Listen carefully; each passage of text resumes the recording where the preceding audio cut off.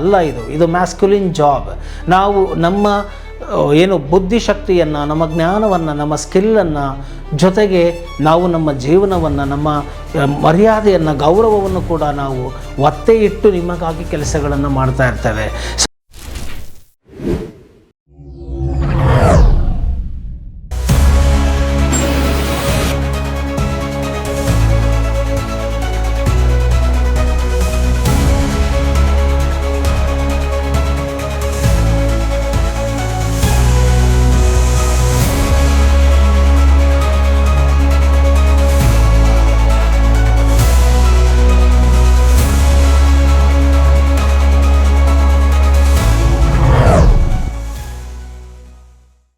ನಮಸ್ಕಾರ ವೀಕ್ಷಕರೇ, ನಾನು ನಿಮ್ಮ ಮಂಜುನಾಥ್ ಅಡ್ವೊಕೇಟ್ ಮಾತಾಡ್ತಾ ಇರೋದು. ಕಳೆದ 4 ವರ್ಷಗಳಿಂದ ಕಾನೂನಿಗೆ ಸಂಬಂಧಪಟ್ಟಂತೆ ಹಾಗೂ ಇನ್ನಿತರ ವಿಚಾರಗಳಿಗೆ ಸಂಬಂಧಪಟ್ಟಂತೆ ಸಾಕಷ್ಟು ಮಾಹಿತಿಗಳನ್ನು ಸಾರ್ವಜನಿಕರ ಒಳಿತಿಗಾಗಿ, ಅವರ ಒಳ್ಳೆಯದನ್ನು ಬಯಸಿ ಮತ್ತು ಸಾಮಾಜಿಕ ಕಲ್ಯಾಣವನ್ನು ಬಯಸಿ ನಾನು ವಿಡಿಯೋಗಳನ್ನು ಮಾಡ್ತಾ ಬರ್ತಾ ಇದ್ದೇನೆ. ಕಾನೂನನ್ನು ತಿಳುವಳಿಕೆ ಇಲ್ಲದೆ ಹೋದಲ್ಲಿ ಜನರು ಬಹಳ ಸಮಸ್ಯೆಗಳಿಗೆ ಸಿಗಾಕೊಳ್ತಾರೆ. ಅದು ಆಗಬಾರದು. ವಕೀಲರಾಗಿ ನಾವು ನಮ್ಮ ಕರ್ತವ್ಯಗಳನ್ನು ಕೋರ್ಟಿನಲ್ಲಿ ಮಾಡ್ತಾ ಬರ್ತಾ ಇದ್ದೇವೆ. ಸೊ ನಮ್ಮ ಕೇಸುಗಳನ್ನು ಏನೇನಿದೆ ಅದನ್ನು ನಾವು ನಡೆಸ್ಕೊಂಡು ಬರ್ತಾ ಇದ್ದೇವೆ. ಸಾಕಷ್ಟು ವ್ಯಾಜ್ಯಗಳನ್ನು ಕೂಡ ನಾವು ಇತ್ಯರ್ಥಪಡಿಸ್ತಾ ಇದ್ದೀವಿ. ಎಲ್ಲ ರೀತಿಯಲ್ಲೂ ಕೂಡ ಸುಸೂತ್ರವಾಗಿ ನಡ್ಕೊಂಡು ಹೋಗ್ತಾ ಇದೆ. 100 ಕೇಸುಗಳು ಕೋರ್ಟುಗಳಲ್ಲಿದ್ದಾವೆ. ಕಕ್ಷಿದಾರರುಗಳು ಬರ್ತಾ ಇದ್ದಾರೆ. ಅವರ ನಂಬಿಕೆಯನ್ನು ಹುಸಿಗೊಳಿಸದೆ ಕೆಲ ಕೇಸುಗಳನ್ನು ನಡೆಸಿಕೊಡುವಲ್ಲಿ ಸಫಲನಾಗ್ತಾ ಇದ್ದೇನೆ. ಸೊ ನನ್ನನ್ನು ಕೂಡ ಅವರು ಯಶಸ್ವಿಯ ಮಾರ್ಗದ ಕಡೆಗೆ ತೆಗೆದುಕೊಂಡು ಹೋಗ್ತಾ ಇದ್ದಾರೆ. ಸೊ ಆ ಎಲ್ಲ ಕಕ್ಷಿದಾರರಿಗೂ ಕೂಡ ನಂಬಿಕೆಯನ್ನು ಇಟ್ಟಿರ್ತಕ್ಕಂಥ ಪ್ರತಿಯೊಬ್ಬರಿಗೂ ಕೂಡ ನಾನು ಯಾವಾಗಲೂ ಕೂಡ ಆಭಾರಿಯಾಗಿಯೇ ಇರ್ತೇನೆ. ಸೊ ಈ ಒಂದು ನಿಟ್ಟಿನಲ್ಲಿ ನಾನು ಮಾಹಿತಿಗಳನ್ನು ನೀಡ್ತಾ ಬರ್ತಾ ಇದ್ದೇನೆ. ಮತ್ತು ನನ್ನ ಕಾಂಟ್ಯಾಕ್ಟ್ ನಂಬರನ್ನು ನೇರವಾಗಿ ಡಿಸ್ಕ್ರಿಪ್ಷನ್ ಬಾಕ್ಸಲ್ಲಿ ಮೊದಲಿನಿಂದನೂ ಕೊಡ್ತಾ ಬರ್ತಾ ಇದ್ದೇನೆ. ನೋಡಿ, ವಕೀಲಗಾರಿಕೆ ಈ 100 ಕೇಸುಗಳನ್ನು ಇಟ್ಟುಕೊಂಡು ನಾವು ಕೇಸುಗಳನ್ನು ನಡೆಸಬೇಕಾಗ್ತದೆ. ಪ್ರಿಪರೇಷನ್ ಇರುತ್ತೆ. ಮತ್ತು ಸರಿಸುಮಾರು 10ರಿಂದ 15 ವಕೀಲರ ತಂಡ ಇದೆ. ಜೂನಿಯರ್ಸ್ಗಳಿದ್ದಾರೆ. ಅವ್ರುಗಳಿಗೆಲ್ಲ ಟ್ರೈನಿಂಗ್ ಕೊಡಬೇಕಾಗತ್ತೆ. ಮತ್ತು ಅವರಿಗೆ ವಿಚಾರಗಳನ್ನು ತಿಳಿಸ್ಕೊಡ್ಬೇಕಾಗತ್ತೆ. ಕೇಸ್ಗಳನ್ನು ಅಲಾಟ್ ಮಾಡಬೇಕಾಗತ್ತೆ. ಎನ್ಕ್ವೈರಿಗಳನ್ನು ಅಟೆಂಡ್ ಮಾಡಬೇಕಾಗತ್ತೆ. ಡೈರೆಕ್ಟ್ ಫೋನ್ ಕನ್ಸಲ್ಟೇಷನ್ ಕೂಡ ಇಟ್ಟಿರೋದ್ರಿಂದ ಅದನ್ನು ಅಟೆಂಡ್ ಮಾಡಬೇಕಾಗತ್ತೆ. ಡೈರೆಕ್ಟ್ ಕನ್ಸಲ್ಟೇಷನ್ ಅಟೆಂಡ್ ಬಂದವ್ರಿಗೆ ಅವ್ರನ್ನ ಅಟೆಂಡ್ ಮಾಡಬೇಕಾಗತ್ತೆ. ಈ ರೀತಿಯಾಗಿ ಸಾಕಷ್ಟು ಬ್ಯುಸಿ ಶೆಡ್ಯೂಲ್ಗಳು ಇರುತ್ತೆ. ಸೊ ನನ್ನ ಪ್ರೀತಿಯ ವೀಕ್ಷಕರು ಮತ್ತು ಕಕ್ಷಿದಾರರೇ, ಅರ್ಥ ಮಾಡಿಕೊಳ್ಳಿ. ಲಕ್ಷಾಂತರ ಜನರಿಗೆ ರೀಚ್ ಆಗಿರ್ತಕ್ಕಂಥ ಒಬ್ಬ ವ್ಯಕ್ತಿ, ಒಬ್ಬ ಘನತೆ ಎತ್ತಂತಹ ವಕೀಲರು ಸಿಗುವುದು ಬಹಳ ಕಷ್ಟ ಆಗತ್ತೆ. ಅವರ ಅನುಭವವನ್ನು ಒಳ್ಳೆಯ ಉದ್ದೇಶದ ಇಟ್ಟುಕೊಂಡು ಸಾರ್ವಜನಿಕರಿಗೆ ಹಂಚ್ತಾ ಬರ್ತಾ ಇದ್ದೀನಿ. ಈ ಒಂದು ವಿಚಾರಗಳನ್ನು ನೋಡಿ ಇಷ್ಟ ಆದಂಥವರು ಏನು ಮಾಡಬಹುದು, ಸರಿಯಾದ ರೀತಿಯಲ್ಲೇ ವಿಡಿಯೋಗಳನ್ನು ಅರ್ಥೈಸಿಕೊಂಡು ನೀವು ಭೇಟಿ ಮಾಡಬೇಕು ಅಂತಿದ್ದಿದ್ದೇ ಆದಲ್ಲಿ, ನಿಮಗೆ ಸಮಸ್ಯೆಗಳು ಇದ್ದಿದ್ದೇ ಆದಲ್ಲಿ ಭೇಟಿ ಮಾಡಬಹುದು. ಮತ್ತು ಅದಕ್ಕಾಗಿ ನಾನು ಮೊದಲಿನಿಂದನೂ ಕೂಡ ಕಾಂಟ್ಯಾಕ್ಟ್ ನಂಬರನ್ನು ಡಿಸ್ಕ್ರಿಪ್ಷನ್ ಬಾಕ್ಸಲ್ಲಿ ಕೊಟ್ಟಿದ್ದೇನೆ. ಮತ್ತು ಅದಕ್ಕೆ ಕನ್ಸಲ್ಟೇಷನ್ ಫೀಸ್ ಕೂಡ ಇಡಲಾಗಿದೆ. ನೋಡಿ, ಅದು ಯಾಕೆ ಇಡಲಾಗಿದೆ ಅಂತ ಹೇಳಿದರೆ, ಅನ್ವಾಂಟೆಡ್ ಕಾಲ್ಸ್ಗಳನ್ನು ಅವಾಯ್ಡ್ ಮಾಡಲಿಕ್ಕೆ. ಮತ್ತು 100 ಜನರು ಹೀಗೆ ಕರೆ ಮಾಡಿ ಮಾತಾಡ್ತಾನೆ ಇದ್ರೆ 2 ನಿಮಿಷ, 1 ನಿಮಿಷ ಮಾತಾಡ್ತಾ ಇದ್ರು. ಯಾರಿಗೆ ನಿಜವಾಗಿಯೂ ಸಮಸ್ಯೆ ಇದೆಯೋ ಅವ್ರಿಗೆ ನಾನು ಅಡ್ರೆಸ್ ಮಾಡೋಕ್ಕಾಗೋದಿಲ್ಲ, ಅವರಿಗೆ ನನ್ನ ಸಮಯವನ್ನು ಕೊಡೋಕ್ಕಾಗೋದಿಲ್ಲ. ಆದ್ದರಿಂದ ಸೊ ಈ ಒಂದು ಕನ್ಸಲ್ಟೇಷನ್ ಫೀಸ್ ಅನ್ನೋದಿರುತ್ತೆ, ಅದು ವೃತ್ತಿಯ ಘನತೆ ಮತ್ತು ಗೌರವಕ್ಕೆ. ಅದಕ್ಕಾಗಿ ಅದನ್ನು ಇಡಲಾಗಿದೆ. ಅದನ್ನು ನೀವು ಪೇ ಮಾಡಿನೇ ಕರೆ ಮಾಡಿ ಅಂತ ನಾನು ನಿಮಗೆ ಇಲ್ಲಿ ಹೇಳ್ತೇನೆ. ಮತ್ತು ನಾನು ಕ್ಲೈಂಟ್ಗಳ ಜೊತೆ ಬ್ಯುಸಿ ಇದ್ದಾಗ, ಮೀಟಿಂಗ್ಗಳಿದ್ದಾಗ, ಪ್ರಿಪರೇಷನ್ಗಳಿದ್ದಾಗ, ಡ್ರಾಫ್ಟಿಂಗ್ಗಳ ಸಮಯದಲ್ಲಿದ್ದಾಗ ಅಟೆಂಡ್ ಮಾಡಲಿಕ್ಕೆ ಆಗೋದಿಲ್ಲ. ಆದ್ದರಿಂದ ಕಂಪನಿಯು ಬೆಳೀತಾ ಇದೆ. ಫ್ರಂಟ್ ಆಫೀಸ್ ಎಕ್ಸಿಕ್ಯೂಟಿವ್ ಇರ್ತಾರೆ, ಅಲ್ಲಿ ನೀವು ಮಾಡುವಂತಹ ಕರೆಗಳು ಅಲ್ಲಿಗೆ ಹೋಗುತ್ತೆ. ಸೊ ನೀವು ಅವರಿಗೆ ಹೇಳಿ, ನಾನು ಈ ರೀತಿ ಸರ್ ಹತ್ರ ಮಾತಾಡಬೇಕು ಅಂತ ಹೇಳಿ ಕನ್ಸಲ್ಟೇಷನ್ ಫೀಸ್ ಪೇ ಮಾಡಿ ವಾಟ್ಸ್ಯಾಪಿಗೆ ನೀವು ಆ ಒಂದು ಸ್ಕ್ರೀನ್ಶಾಟನ್ನು ಕಳಿಸಿ, ನಂತರ ಅವರು ನಾನು ಫ್ರೀ ಇದ್ದಾಗ ನಿಮ್ಮ ನಂಬರನ್ನು ನನಗೆ ಹೇಳ್ತಾರೆ. ಸೊ ಅಥವಾ ನಮ್ಮ ಮೊಬೈಲ್ನ ಕೊಡ್ತಾರೆ, ನಾನು ಮಾತನಾಡ್ತೇನೆ ನಿಮ್ಗಳ ಹತ್ರ. ನಿಮ್ಮ ಫೋನ್ ಕನ್ಸಲ್ಟೇಷನ್ ಏನಿದೆಯೋ ನಾನು ಅದನ್ನು ಮಾಡಿಕೊಡ್ತೇನೆ. ನಂತರ ನೇರವಾಗಿ ಬಂದು ಭೇಟಿ ಮಾಡಬೇಕಾದವರು ವಾಟ್ಸ್ಯಾಪ್ ಮುಖಾಂತರ ನೀವು ಆ ಒಂದು ನನ್ನ ಆಫೀಸಿನ ಲೊಕೇಶನ್ನ ಪಡ್ಕೊಳ್ಬಹುದು. ವಿಡಿಯೋಗಳಲ್ಲಿ ನನ್ನ ಕಂಪನಿಯ ವೆಬ್ಸೈಟ್ ಕೂಡ ಇದೆ. ಆ ವೆಬ್ಸೈಟನ್ನು ನೀವು ಹೋದರೆ ಅಲ್ಲಿ ನಮ್ಮ 3-6 ಕಂಪನಿಗಳಿದ್ದಾವೆ. ಅದರಲ್ಲಿ KMS ಲಾ ಅಸೋಸಿಯೇಟ್ಸ್ ನೀವು ಕ್ಲಿಕ್ ಮಾಡಿ ನೀವು ಕಾಂಟ್ಯಾಕ್ಟ್ಸ್ಗೆ ಹೋದರೆ ನಿಮಗೆ ಲೊಕೇಶನ್ ಸಿಗುತ್ತೆ. ಅಥವಾ ಅದೇ ನಂಬರಲ್ಲಿ ಏನಿದೆಯಲ್ಲ ಅವ್ರಿಗೆ ನಾವು ಆಫೀಸಿನ ಲೊಕೇಶನ್ ಕಳಿಸಿ ಅಂತ ಹೇಳಿದ್ರೆ ಅವರು ನಿಮಗೆ ಲೊಕೇಶನ್ನ ಕಳಿಸ್ಕೊಡ್ತಾರೆ. ನೀವು ಅದನ್ನು ಹಾಕ್ಕೊಂಡು ಬಂದು ಭೇಟಿ ಮಾಡ್ಬೋದು. ಯೂಶಲಿ ನಾನು ಬೆಳಗ್ಗೆ 11ರಿಂದ ಸಂಜೆ 7ರವರೆಗೆ ಆಫೀಸ್ ಕಚೇರಿ ಇರುತ್ತೆ. ಸೊ ನೀವು ಅಪಾಯಿಂಟ್ಮೆಂಟ್ ತಗೊಂಡು ನನ್ನ ಅವೈಲಬಿಲಿಟಿನ ಚೆಕ್ ಮಾಡಿಕೊಂಡು ಬಂದು ಭೇಟಿ ಮಾಡಬಹುದು. ಭಾನುವಾರ ರಜಾ ಇರುತ್ತೆ ಮತ್ತು ಅದು ಯಾವತ್ತೂ ಕನ್ಸಲ್ಟೇಷನ್ಗಳು ಕೂಡ ಇರೋದಿಲ್ಲ ಭಾನುವಾರ. ಸೊ ಮಿಕ್ಕಿದ ದಿನ ಮಾಡಿ, ಯಾಕಂದರೆ ಬೆಳಗ್ಗೆಯಿಂದ ಸಂಜೆವರೆಗೂ ಕೂಡ ನಾನು ಸಾರ್ವಜನಿಕರ ಒಂದು ಒಳಿತಿಗಾಗಿ ಕೆಲಸಗಳನ್ನು ಮಾಡ್ತಾ ಬರ್ತಾ ಇದ್ದೇನೆ. ಒಂದು ದಿನ ನಮ್ಮ ವೈಯಕ್ತಿಕವಾಗಿ ನನ್ನ ಮನೆ, ನನ್ನ ಕುಟುಂಬ ಅಂತ ಹೇಳಿ ನಾನು ಸ್ಪೆಂಡ್ ಮಾಡಬೇಕು. ಆದ್ದರಿಂದ ಭಾನುವಾರದೊತ್ತು ಬೇಡ. ಮಿಕ್ಕ ಸೋಮವಾರದಿಂದ ಶನಿವಾರದವರೆಗೂ ಕೂಡ ನೀವು ನಿಮ್ಮ ಸಲಹೆಗಳನ್ನು ಏನಾದ್ರು ಬೇಕಾಗಿದ್ರೆ ನೀವು ಕೇಳಬಹುದು. ಕನ್ಸಲ್ಟೇಷನ್ ಫೀನ ಪೇ ಮಾಡಿ. ಸೊ ಏನೇ ಒಂದು ಪಾಸಿಟಿವ್ ಆಗಲಿ ನೆಗೆಟಿವ್ ಆಗಲಿ ಏನೇ ಮಾತಾಡೋದಿದ್ರು ಡೈರೆಕ್ಟ್ ಕಾಂಟ್ಯಾಕ್ಟ್ ನಂಬರೇ ಕೊಟ್ಟಿದ್ದೀನಲ್ಲ, ಮಾತಾಡ್ಕೊಂಡು ಹೋಗಲಿ. ಈ ಕಾಮೆಂಟ್ ಸೆಕ್ಷನ್ ಯಾಕೆ ಬೇಕು? ಯಾಕೆ ಅಂತ ಹೇಳಿದ್ರೆ ನೋಡಿ, ನಾನು ಇರೋದು ವಕೀಲ ವೃತ್ತಿಯಲ್ಲಿ. ಇಲ್ಲಿ ನಾನು ಒಂದು ಪಕ್ಷಗಾರರ ಪರವಾಗಿ ನಾನು ಕೇಸನ್ನು ತಗೊಂಡಿರ್ತೇನೆ, ಅವರ ಪರವಾಗಿ ನಾನು ವಾದವನ್ನು ಮಾಡಬೇಕಾಗತ್ತೆ, ಕೇಸನ್ನು ನಡೆಸಬೇಕಾಗತ್ತೆ. ಆಗ ಉಳಿದ ಪಕ್ಷಗಾರರಿಗೆ ನಾನು ವಿರೋಧಿಯಾಗಿರ್ತೇನೆ. ಸೊ ಇದು ಸಾಫ್ಟ್ವೇರ್ ಜಾಬ್ ಥರ ಅಲ್ಲ, ಇದು ಮ್ಯಾಸ್ಕ್ಯುಲಿನ್ ಜಾಬ್. ನಾವು ನಮ್ಮ ಬುದ್ಧಿಶಕ್ತಿಯನ್ನು, ನಮ್ಮ ಜ್ಞಾನವನ್ನು, ನಮ್ಮ ಸ್ಕಿಲ್ಲನ್ನು, ಜೊತೆಗೆ ನಾವು ನಮ್ಮ ಜೀವನವನ್ನು, ನಮ್ಮ ಮರ್ಯಾದೆಯನ್ನು, ಗೌರವವನ್ನು ಕೂಡ ನಾವು ಒತ್ತೆ ಇಟ್ಟು ನಿಮಗಾಗಿ ಕೆಲಸಗಳನ್ನು ಮಾಡ್ತಾ ಇರ್ತೇವೆ. ಸೊ ಆಪೋಸಿಟ್ ಅವ್ರಿಗೆ ಅವ್ರಿಗೇನಾಗುತ್ತೆ, ಈ ಲಾಯರ್ ಇಷ್ಟು ಕಾನ್ಫಿಡೆನ್ಸನ್ನು ಇವರಿಗೆ ಕೊಟ್ಟಿದ್ದಾರೆ, ಈ ರೀತಿಯಾಗಿ ಹೇಳಿದ್ದಾರೆ, ಅದರಿಂದನೇ ಇವರು ಇಷ್ಟು ಆಟ ಆಡ್ತಾ ಇದ್ದಾರೆ ಅಂತ ಹೇಳಿ ಅನ್ವಾಂಟೆಡ್ ಆಗಿ ಅವರು ಅಡ್ವೊಕೇಟ್ಗಳನ್ನು ಟಾರ್ಗೆಟ್ ಮಾಡ್ತಾರೆ. ಟಾರ್ಗೆಟ್ ಮಾಡುವಂತಹ ಒಂದು ಸಂದರ್ಭಗಳು ಜಾಸ್ತಿನೇ ಇರುತ್ತೆ. ಅವರು ತಿಳ್ಕೊಳ್ಳಲ್ಲ, ನಾವು ವಕೀಲರು ಬಂದು ನ್ಯೂಟ್ರಲ್ ಆಗಿರ್ತಾರೆ. ಉದಾಹರಣೆಗೆ ಒಂದು ಫ್ಯಾಮಿಲಿ ಮ್ಯಾಟ್ರ್ ಆದರೆ ಗಂಡನೂ ಬರ್ಬೋದು, ನಮ್ಮ ಹತ್ರ ಹೆಂಡ್ತಿನೂ ಬರ್ಬೋದು. ಸೊ ನಾವು ಅಲ್ಲಿ ಏನನ್ನು ಅವರು ಹೇಳ್ತಾರೆ ಅದನ್ನು ನಂಬಿ ನ್ಯಾಯಯುತವಾಗಿ ಅವರ ರಕ್ಷಣೆಯನ್ನು ಮಾಡುವ ಕೆಲಸ ಅಷ್ಟೇ ನಾವು ಮಾಡ್ತೀವಿ ಹೊರತು ಸೊ ನಾವು ಯಾರನ್ನೂ ವೈಯಕ್ತಿಕವಾಗಿ ನಾವು ಕಾಮೆಂಟ್ ಮಾಡೋದಿಲ್ಲ, ಅವ್ರಿಗೆ ಟಾರ್ಗೆಟ್ ಮಾಡೋದಕ್ಕಾಗೋದಿಲ್ಲ, ಮತ್ತು ನಮ್ಗೆ ಅಷ್ಟು ಪುರುಸೊತ್ತು ಕೂಡ ಇರೋದಿಲ್ಲ, ಸಮಯನೂ ಇರೋದಿಲ್ಲ. ಆದ್ದರಿಂದ ಈ ಎದುರುಗಡೆ ಪಕ್ಷಗಾರರು ಆಗಿರಬಹುದು, ಅವರು ಬೇಕು ಅಂತ ನೆಗೆಟಿವ್ ಕಾಮೆಂಟ್ಗಳನ್ನು ಹಾಕಬಹುದು. ನನ್ನನ್ನು ನೋಡೇ ಇರೋದಿಲ್ಲ, ಆಫೀಸ್ಗೂ ಬಂದಿರೋದಿಲ್ಲ, ನಮ್ಮ ಹತ್ರ ಮಾತಾಡೋದಿಲ್ಲ. ಸೊ ನೆಗೆಟಿವ್ ಕಾಮೆಂಟ್ಗಳನ್ನು ಮಾಡಬಹುದು. ನೀವು ತಿಳ್ಕೊಳ್ಬಹುದು, ಒಬ್ಬರು ಬೆಳೀತಾರನ್ನ ನೋಡಿದ್ರೆ ಉರ್ಕೊಳ್ಳೋರೇ ಜಾಸ್ತಿ, ಮತ್ತು ನಾನಂಗೆ ಬೆಳೆಯೋಕ್ಕಾಗಲಿಲ್ವಲ್ಲ, ನಾನು ಹೇಗೆ ಬೆಳೀಲಿ, ಅಂಥವ್ರ ಜೊತೆ ಹೋಗಿ ಸಲಹೆ ತಗೊಂಡು ನಾನು ಬೆಳೆಯೋಣ ಅಂತ ಅನ್ನೋ ಜನಗಳು ಕಡಿಮೆ. ಸೊ ಅದನ್ನು ಉಪಯೋಗಿಸಿಕೊಳ್ಳುವುದು ಕಡಿಮೆ. ಸೊ ಬೆಳೀತಾ ಇದ್ದಾರಲ್ಲ, ಅವರನ್ನು ತುಳಿಯೋ ಪ್ರಯತ್ನ ಮಾಡೋಣ, ಅವರ ಘನತೆಗೆ ಕಮ್ಮಿ ಚ್ಯುತಿ ತರುವಂಗೆ ಮಾಡೋಣ ಅಂತ ಹೇಳಿ ಈ ರೀತಿಯಾದಂತಹ ಕೆಲವು ದುಷ್ಟ ಶಕ್ತಿಗಳು ಇರ್ತವೆ. ಉದಾಹರಣೆಗೆ ನನಗೆ ಸಾಕಷ್ಟು ಕಾಲ್ಸ್ಗಳು ಬಂದಿದೆ, ಮತ್ತು ನನ್ನ ಕಕ್ಷಿದಾರರುಗಳು ಬಂದವರು ಕೂಡ ಹೇಳ್ತಾ ಇರ್ತಾರೆ, ಯಾವುದೋ ಒಂದು 5 ಸ್ಟಾರ್ ಒಂದು ಕಾಲ್ ಬಂದಿದ್ದಂತೆ ಅವರಿಗೆ, 5 ಸ್ಟಾರ್ ಹೋಟ್ಲಿದು, ನಾನು ಊಟಕ್ಕೆ ಹೋಗಿದ್ದೆ, ನಾನು ಅಲ್ಲಿ ಟೇಸ್ಟ್ ಚೆನ್ನಾಗಿಲ್ಲ, ಅಲ್ಲಿ ಈ ಥರ ಇಲ್ಲ, ಡಿಸಿಪ್ಲಿನ್ ಇಲ್ಲ, ಸರಿಯಾಗಿ ಮಾತಾಡಿಲ್ಲ, ಈ ರೀತಿಯಾಗಿ ನೆಗೆಟಿವ್ ರಿವ್ಯೂಸ್ಗಳನ್ನ ಹಾಕಿ ನಿಮಗೆ ಎಷ್ಟು ದುಡ್ಡು ಕೊಡ್ತೇನೆ ಅಂತ ಹೇಳಿಬಿಟ್ಟು ಈ ರೀತಿಯಾಗಿ ನೆಗೆಟಿವ್ ರಿವ್ಯೂಸ್ಗಳನ್ನು ದುಡ್ಡು ಕೊಟ್ಟು ಹಾಕ್ಸುವಂಥವರು ಕೂಡ ಇರ್ತಾರೆ. ಇದು ಜಮಾನ ಹೇಗಿದೆ, ಈ ಸೋಷಿಯಲ್ ಮೀಡಿಯಾ ಪ್ಲ್ಯಾಟ್ಫಾರ್ಮ್ ಹೇಗಿದೆ ಅಂತ ಹೇಳಿದ್ರೆ ಫೇಕ್ ಅಕೌಂಟ್ಗಳನ್ನು ಕ್ರಿಯೇಟ್ ಮಾಡ್ಕೊಳ್ಳೋದು, ಫೇಕ್ ಆಗಿ ಎಲ್ಲೋ ಕೂತ್ಕೊಳ್ಳೋದು, ಏನೇನೋ ಕಾಮೆಂಟ್ಗಳನ್ನು ಮಾಡ್ತಾ ಇರ್ತಾರೆ. ಸೊ ಆದ್ದರಿಂದ ಈ ನನ್ನ ಬಿಡುವಿಲ್ಲದ ಸಮಯದಲ್ಲಿ ನಾನೇನೋ ಒಂದಷ್ಟು ಸಮಯ ಮಾಡಿಕೊಂಡು ಸಮಾಜಕ್ಕೆ ಒಳ್ಳೆಯದಾಗಲಿ ಅಂತ ವಿಡಿಯೋಗಳನ್ನು ಮಾಡ್ತಾ ಬಂದಿದ್ದೇನೆ. ಸೊ ಸಾಕಷ್ಟು ಜನರು ಬಂದು ನನ್ನನ್ನು ಭೇಟಿ ಮಾಡಿದ್ದಾರೆ. ನೂರಾರು ಜನರಿಗೆ, ನೂರಾರಲ್ಲ ಸಾವಿರಾರು ಜನರಿಗೆ ಫೋನ್ ಕನ್ಸಲ್ಟೇಷನ್ಗಳನ್ನು ತುಂಬ ಪ್ರಾಮಾಣಿಕವಾಗಿ ಕೊಟ್ಟಿದ್ದೇನೆ ನಾನು. ಮತ್ತು ಅದಕ್ಕೆ ಉದಾಹರಣೆಯಾಗಿ ಮತ್ತು ಪ್ರತ್ಯಕ್ಷ ಸಾಕ್ಷಿಯಾಗಿ ನನ್ನ ಕಚೇರಿಗೆ ಬಂದು ನೀವು ನೋಡಬಹುದು, ನೂರಾರು ಕೇಸುಗಳು ನನ್ನ ಆಫೀಸಲ್ಲಿ ಇದ್ದಾವೆ. ಸರಿಸುಮಾರು 15 ಜನರು ವಕೀಲರ ತಂಡ ಇದೆ. ಅವರನ್ನು ನಾನು ಸರಿಯಾದ ರೀತಿಯಲ್ಲಿ ಸದ್ಬಳಕೆ ಮಾಡಿಕೊಂಡು ಅವ್ರಿಗೂ ಕೆಲಸಗಳನ್ನು ಕೊಟ್ಟು ನೋಡಿ, ನಾನು ಇದೆಲ್ಲ ಯೂಟ್ಯೂಬಿನಿಂದ ಆಯಿತು, ಸಾಕಷ್ಟು ಒಂದು 10-15 ವಕೀಲರಿಗೆ ಒಂದು ಪ್ಲ್ಯಾಟ್ಫಾರ್ಮ್ ಪ್ಲ್ಯಾಟ್ಫಾರ್ಮ್ ಸಿಕ್ತು, ಅವರು ಕೆಲಸ ಮಾಡ್ತಾ ಇದ್ದಾರೆ, ಇವತ್ತು ಅವರ ಜೀವನನೂ ಆಗ್ತಾ ಇದೆ, ಅವರು ಕಲಿತಾ ಇದ್ದಾರೆ, ಜ್ಞಾನಾರ್ಜನೆಯೂ ಆಗ್ತಾ ಇದೆ. ಆದ್ದರಿಂದ ಇದೆಲ್ಲವೂ ಆಗಿದ್ದು ಯಾವುದರಿಂದ? ಯೂಟ್ಯೂಬಿಂದ ಆಗ್ತಾ ಇದೆ. ಸೊ ಮತ್ತು ನಾವು ಪ್ರಾಮಾಣಿಕವಾಗಿ ಇರೋದರಿಂದ ನನಗೆ ಬಂದಿರತಕ್ಕಂಥ ಕಾಲ್ಸ್ಗಳನ್ನು ನಾನು ಚೆನ್ನಾಗಿ ಅಟೆಂಡ್ ಮಾಡಿ ಅವರಿಗೆ ಕನ್ವಿನ್ಸ್ ಮಾಡಿ ಕಾನ್ಫಿಡೆನ್ಸ್ ಕೊಟ್ಟು ಮಾಡಿರೋದ್ರಿಂದ ಅವರು ನನ್ನ ಬಳಿ ಬರ್ತಾ ಇದ್ದಾರೆ.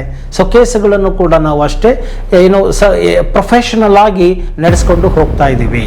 ಸೊ ಹೀಗೆ ಆದ್ದರಿಂದ ಕಕ್ಷಿದಾರರುಗಳು ಜಾಸ್ತಿ ಆಗಿರೋದ್ರಿಂದ ದೊಡ್ಡ ಕಚೇರಿಯನ್ನು ಮಾಡುವಂತಹ ಒಂದು ಪರಿಸ್ಥಿತಿ ಬಂತು.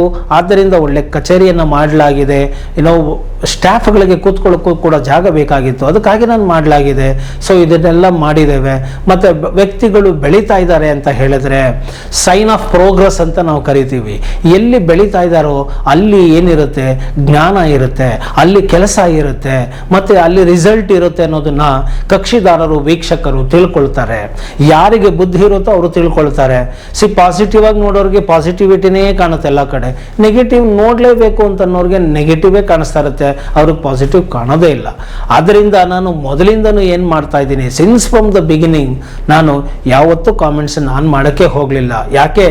ಮನುಷ್ಯರಿಗೆ ಪಾಸಿಟಿವಿಟಿಗಿನ್ನ ನೆಗೆಟಿವ್ನ ಬೇಗ ಅಟ್ರಾಕ್ಟ್ ಆಗ್ತಾರೆ.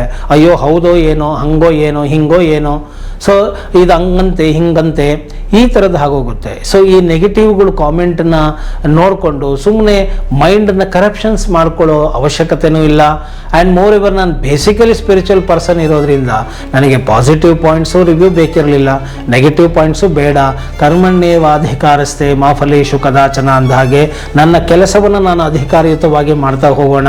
ನಾನು ಏನನ್ನು ಕೊಡಬೇಕು ಸಾರ್ವಜನಿಕರ ಒಳಿತಿಗಾಗಿ ವಿಷಯಗಳನ್ನು ಕೊಡ್ತಾ ಹೋಗೋಣ.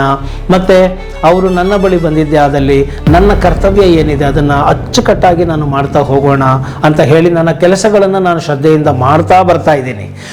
ವಕೀಲರುಗಳು ಜೂನಿಯರ್ಗಳು ಬಂದಾಗ ಅವ್ರಿಗೂ ನಾನು ಪ್ಲ್ಯಾಟ್ಫಾರ್ಮ್ ಕೊಡ್ತಾ ಇದ್ದೀನಿ, ಅವ್ರಿಗೂ ಹೇಳ್ಕೊಡ್ತಾ ಇದ್ದೀನಿ, ಕಲಿಸ್ಕೊಡ್ತಾ ಇದ್ದೀನಿ. ಜೊತೆಗೆ ಅವರು ಶ್ರದ್ಧೆಯಿಂದ ಕಲ್ತ್ಕೊತಾ ಇದ್ದಾರೆ, ಕೇಸ್ಗಳನ್ನ ಅಟೆಂಡ್ ಮಾಡ್ತಾ ಇದ್ದಾರೆ. ಸೊ ಬ್ಯುಸಿ ಶೆಡ್ಯೂಲ್ಗಳು ಇದ್ದಾಗ ಒಂದು ಹೈರಾರ್ಕಿ ಅಂತ ಮಾಡಬೇಕಾಗುತ್ತೆ, ಒಂದು ಪ್ರಾಸೆಸ್ಸು ಸೆಟಪ್ ಅಂತ ಮಾಡಬೇಕಾಗುತ್ತೆ. ಅದನ್ನೆಲ್ಲ ನಾನು ಮಾಡಿದ್ದೇನೆ. ನನ್ನ ಕಕ್ಷಿದಾರರಿಗೂ ಕೂಡ ಈ ವಿಡಿಯೋ ಮುಖಾಂತರ ಹೇಳ್ತಾ ಇರೋದು ಏನಂದರೆ, ಸಹಕರಿಸಿ. ನೇರವಾಗಿ ನಾನು ಸಿಗ್ತಾ ಇಲ್ಲ ಅಂದರೆ ಸಹಕರಿಸಬೇಕು.